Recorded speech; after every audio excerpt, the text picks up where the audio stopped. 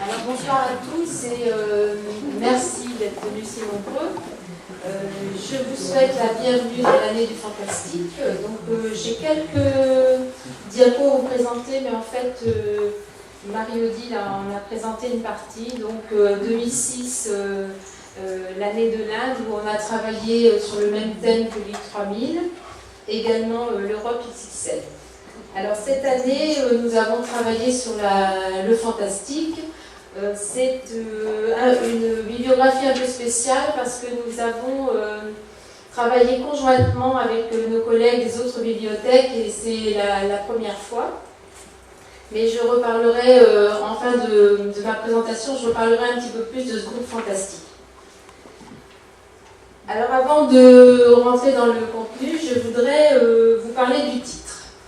Alors le titre, Station fantastique, au-delà de ce ticket, votre limite n'est plus valable, a été imaginé par notre collègue de la bibliothèque municipale de Lille, Jean, pour ne pas le nommer, qui se cache au fond.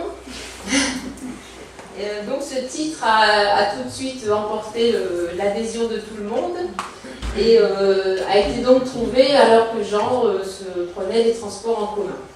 Donc, comme quoi, la transpole, ça crée des liens, mais ça stimule l'imagination aussi.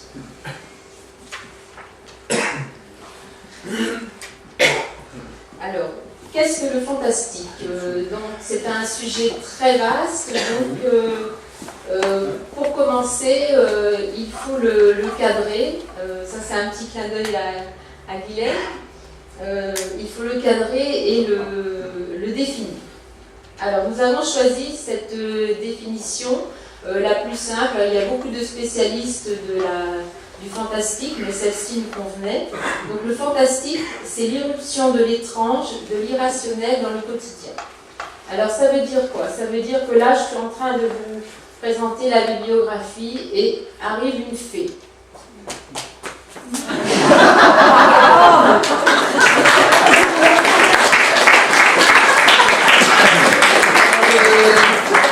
Que les fées, ça n'existe pas. Non, ça n'existe pas. Et pourtant, j'en ai une devant les yeux.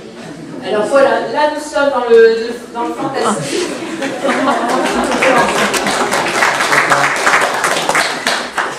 Il y a dans mon monde quotidien un élément étrange, irrationnel qui s'est incrusté et je ne peux pas l'expliquer logiquement et rationnellement.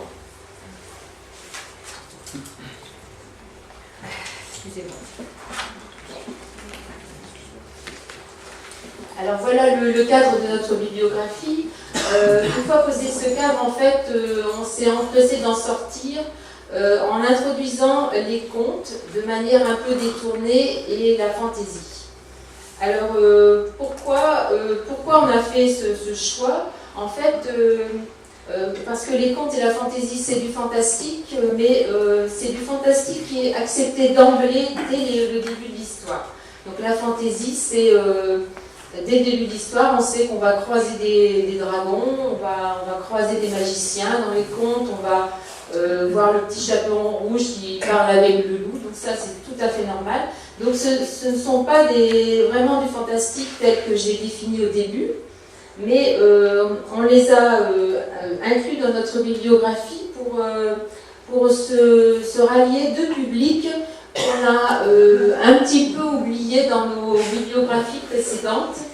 Donc le jeune public avec les contes et le public ado avec notamment l'héroïque fantasy. Alors c'est quitte à faire une belle entorse à notre définition du début. Alors par contre, il y a un genre qu'on a totalement exclu, c'est la science-fiction. Alors la science-fiction, non. Il n'y a pas de science-fiction dans la bibliographie. Donc la science-fiction, ça n'a rien à voir avec le fantastique.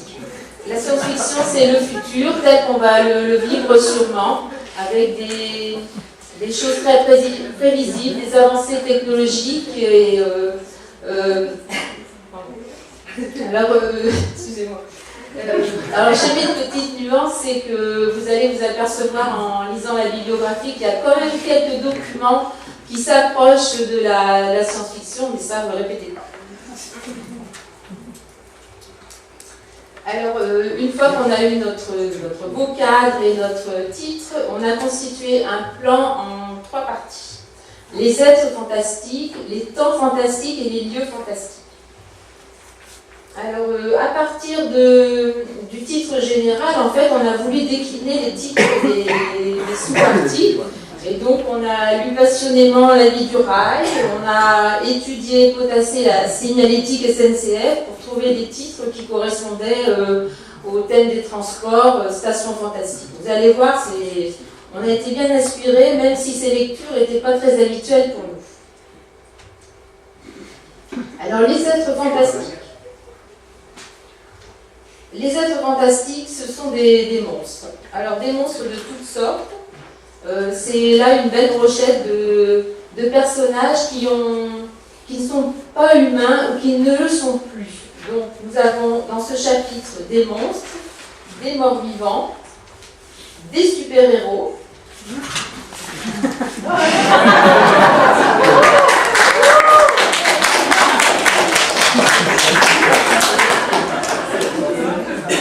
Alors les super-héros sont aussi des monstres, même s'il est très beau, parce qu'il sort de la normalité et de l'humanité.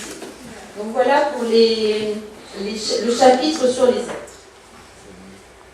Alors les temps fantastiques, attention, un temps peut en cacher un autre. Nous allons vous emmener en voyage, même en baignoire. Donc voyage dans le temps, vous allez vivre l'immortalité.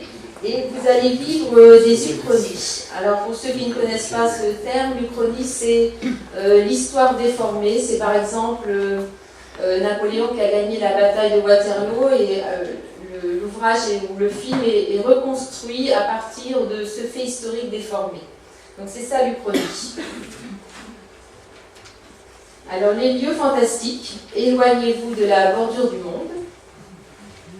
Alors vous allez visiter des endroits très sympathiques, des cimetières, des châteaux hantés. Là vous pouvez voir que le chapitre lieu en fait recoupe avec le chapitre être, puisque quand on parle des châteaux hantés dans les lieux, effectivement, on évoque les fantômes qui sont dans le chapitre être. Voilà pour nos 3 parties.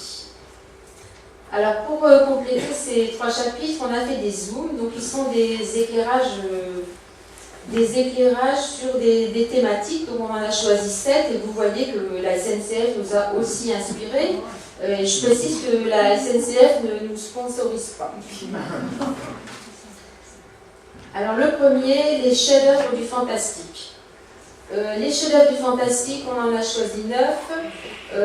On considère que ce sont les œuvres majeures. Bon, il y en a d'autres, mais on en a pris 9.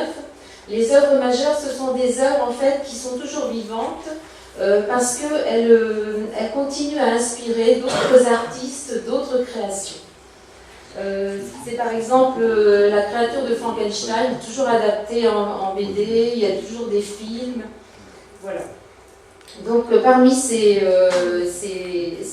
créatures, parmi ces œuvres majeures, il y a donc l'homme invisible, qui va passer parmi vous, la créature de Frankenstein et Dracula, ils se sont accoquinés.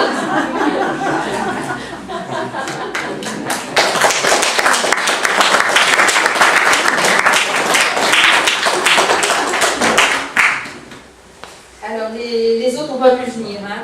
C'est le golem, Dr Jekyll et Mr Hyde, le Seigneur des Anneaux, les histoires d'Edgar Poe, la métamorphose de Kafka et le Faust de Goethe.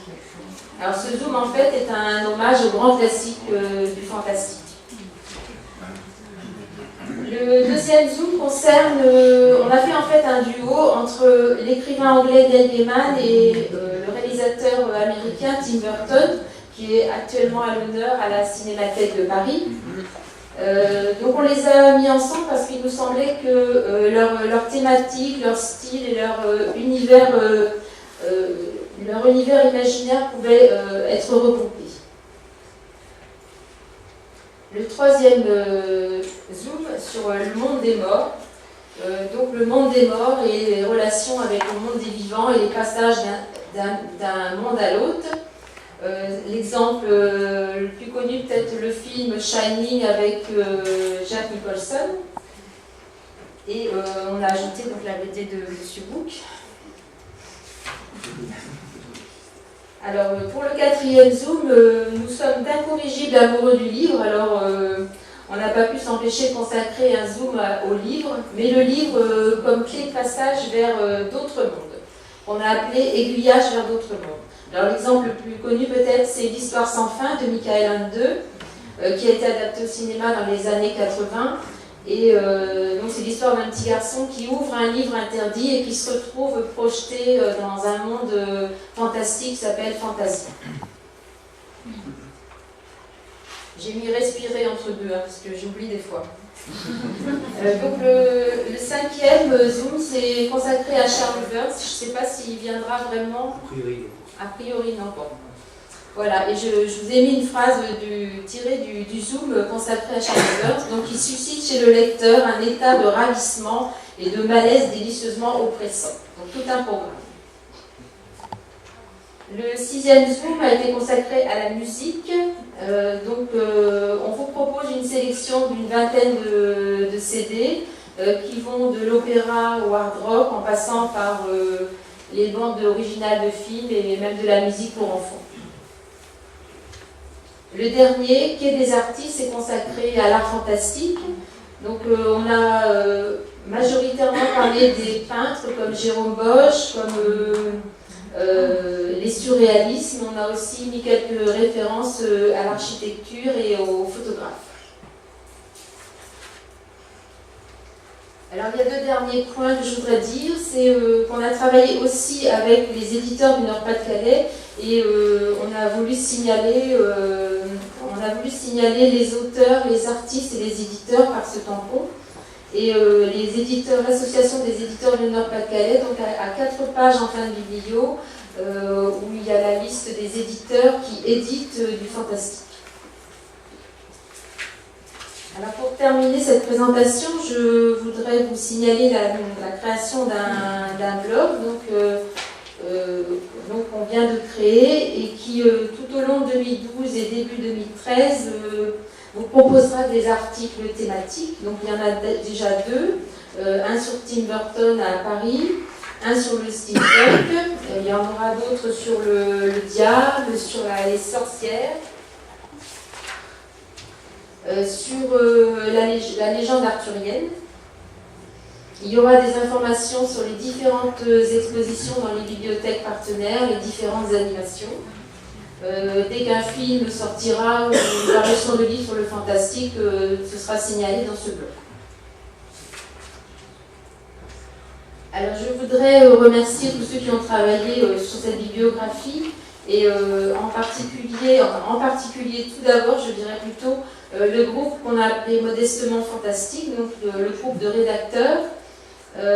C'était mon premier travail de coordination et en face de moi j'ai eu un groupe vraiment très créatif et réactif, très professionnel et en même temps beaucoup d'humour et si on a beaucoup et bien travaillé, on s'est aussi beaucoup amusé, je crois, on a beaucoup ri. Alors une fois la rédaction terminée, en fait, le relais passe à d'autres services, notamment les correcteurs et les lectures et relectures, bon, il y en a eu beaucoup. Et ensuite, la bibliographie passe au service com, donc pour la mise en page, et à l'équipement pour les documents, donc passe au service équipement pour la classification des documents. Et en fin de chaîne, le service animation et l'exposition donc, met en valeur à la fois la bibliographie et la thématique en organisant des spectacles, des spectacles, des animations et des expositions. Alors je voudrais remercier M. Bou pour l'illustration de la couverture. Je remercie Marie-Odile, qui est là, Marie-Odile qui m'a confié ce travail de coordination. Et je voudrais remercier mes collègues qui, par amitié, ont bien voulu s'exposer dans